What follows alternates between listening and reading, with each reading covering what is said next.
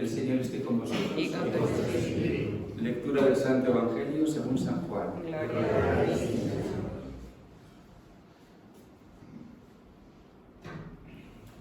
En aquel tiempo recorría Jesús Galilea, pues no quería andar por Judea porque los judíos trataban de matarlo.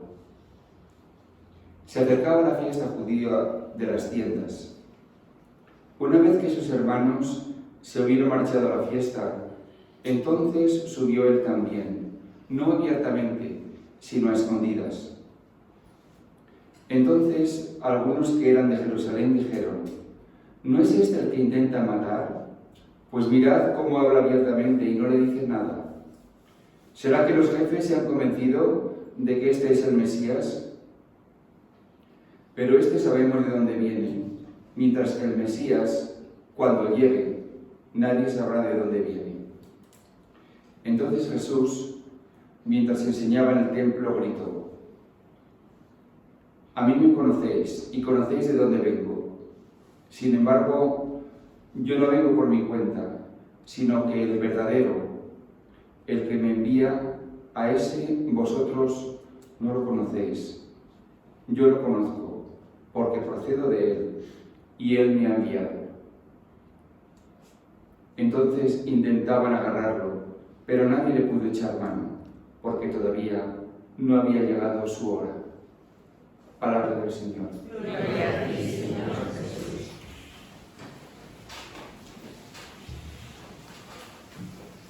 Queridos hermanos, buenas noches. ¿Qué tal? ¿Cómo estás?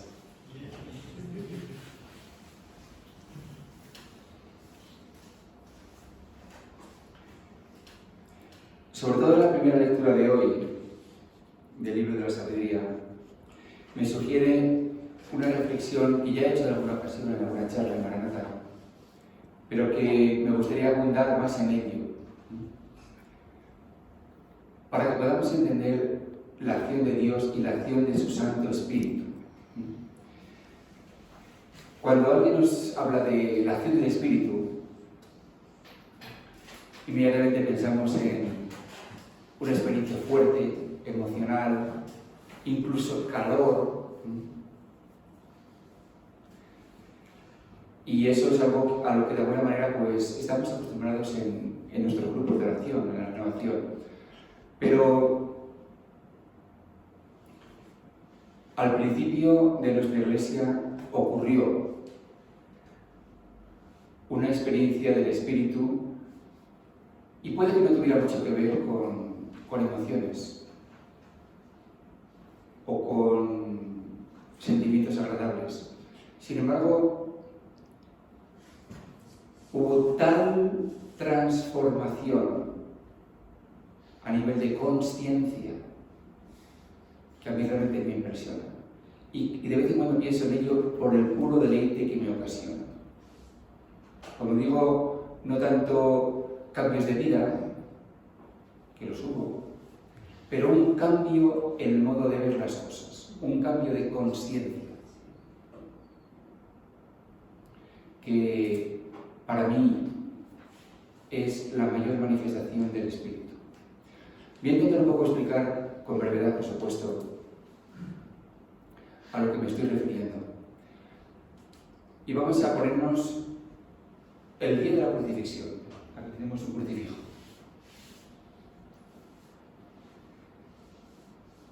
Después se fueron los discípulos cada uno a su casa, como sabéis. La cuestión es, ¿qué había en la mente?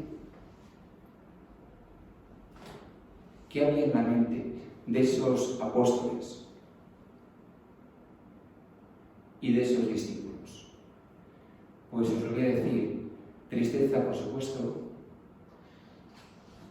desencanto y una inmensa sensación de fracaso. Eso lo vemos claramente cuando los discípulos de Maús también se lo compartieron a Jesús. Nosotros creíamos pues que él iba a ser, pero no, este es el tema. Creíamos, pero al final no. Y con esta sensación se van a sus casas, de fracaso.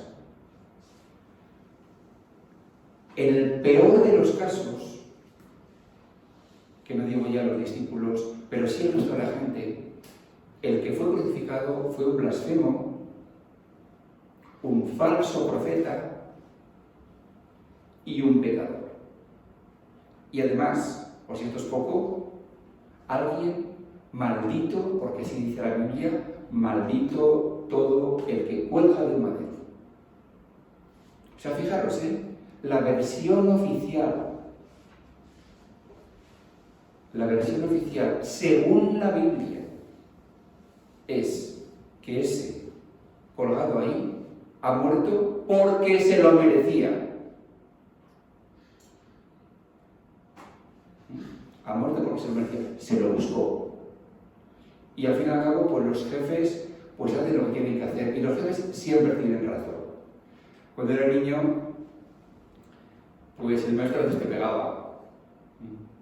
Con razón o sin razón. Pero que no se te ocurriera ir a casa y decirte hay que al maestro, que te podía pegar entonces. Ahora las cosas se han cambiado mucho y se al revés todo.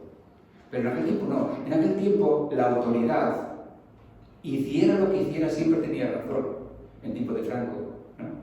Bueno, pues entonces era igual. El que tiene poder, el que tiene dignidad, también tiene razón. Y esto es tanto así, fijaros, que hay un exponente muy claro y es Pablo. Saúl. Pablo de Tarso. Él no es ni más ni menos que uno que expresa, que verbaliza lo que el resto cree. ¿Qué cree?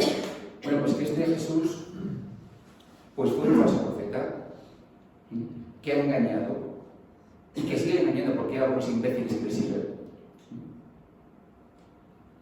Y esa es la versión oficial. Esta versión oficial era como una rosa fortísima. Insisto, está acreditada por la ley, por la Torá, por la Biblia, por todas las autoridades. La gente, todo el mundo lo aceptó. Y aquí viene el milagro. Viene una experiencia que llamamos la resurrección, es decir, una experiencia del Espíritu, de que Jesús está vivo. ¿Y esto quién lo experimenta? No lo experimentaron ni los profesores de universidad de entonces,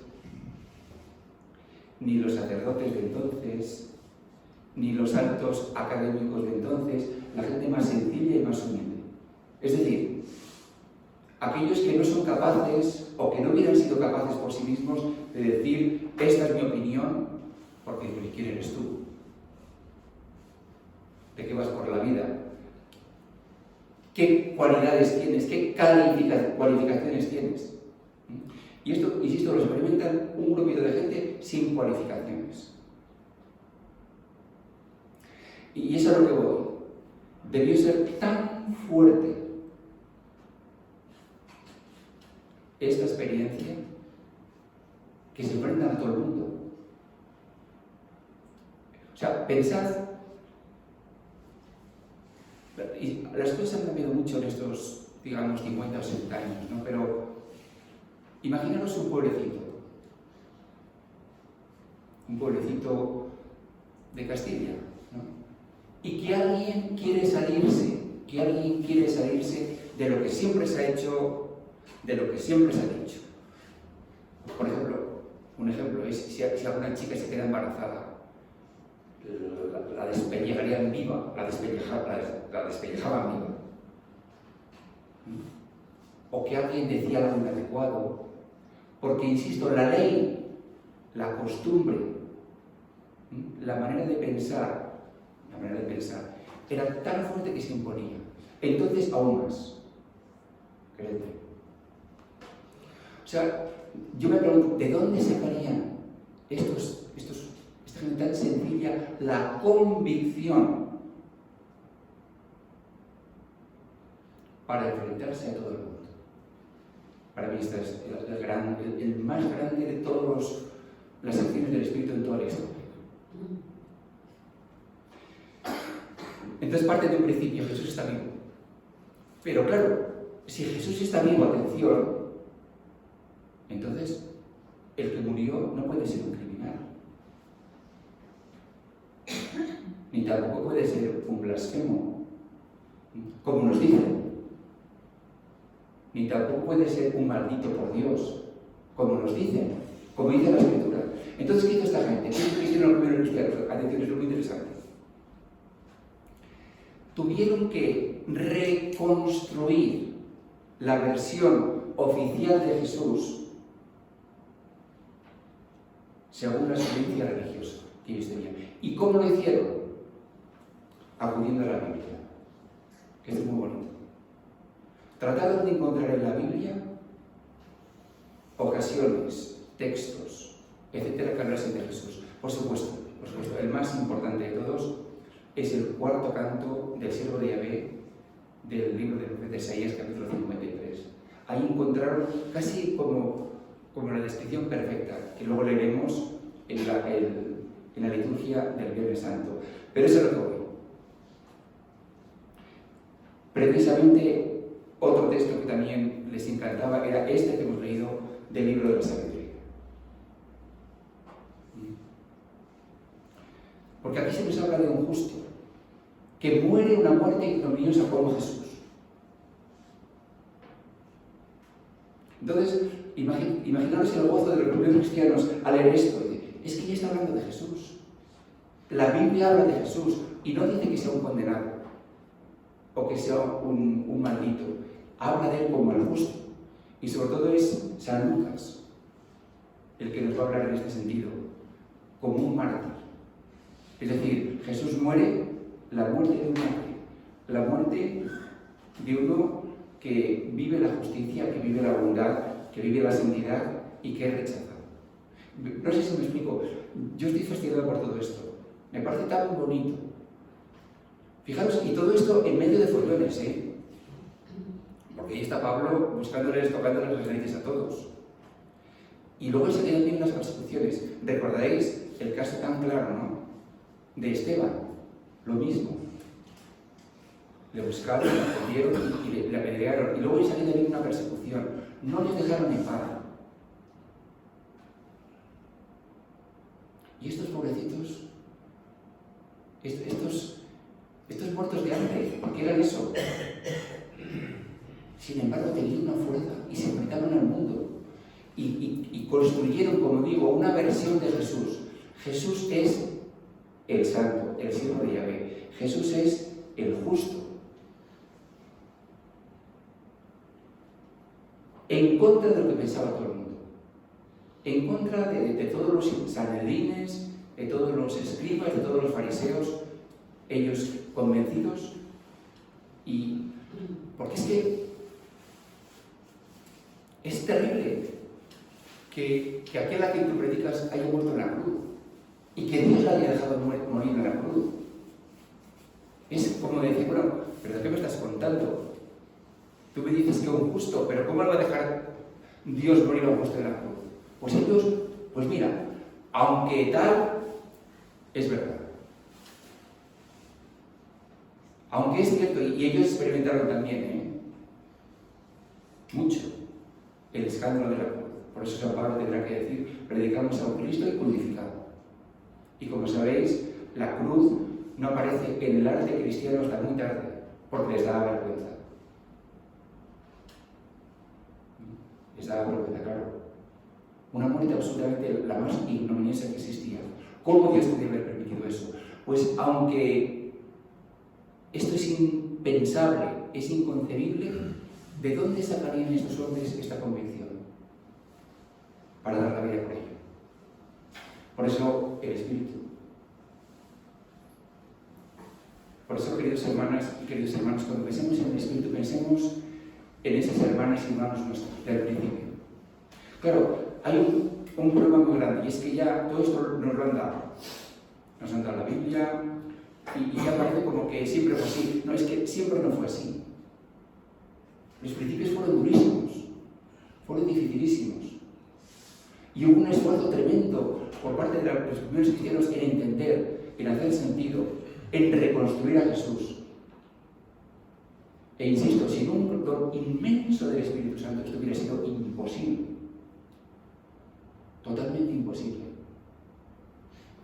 Desafiaron, por supuesto, a los judíos y desafiaron al Imperio Romano. Tremendo. Bueno, esto para otro día. Pero quiero sencillamente compartirlo con vosotros mi entusiasmo, ¿no? Y mi gozo de cómo actúa el Señor y cómo actúa su Espíritu. En contra de todas las probabilidades y de todas las adversidades, y cómo Pablo, ¿no?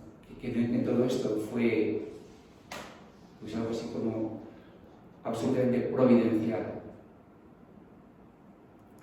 pues no tiene ningún miedo. Dice, nadie nos separará del amor de Dios. Jesús es el justo. Y qué gozo poder descubrir así. Y cuánto amor, y cuánto cariño, y cuánta devoción sintieron los primeros cristianos, ¿no? Al contemplar a Jesús, que ha muerto por nosotros. Gloria al Señor.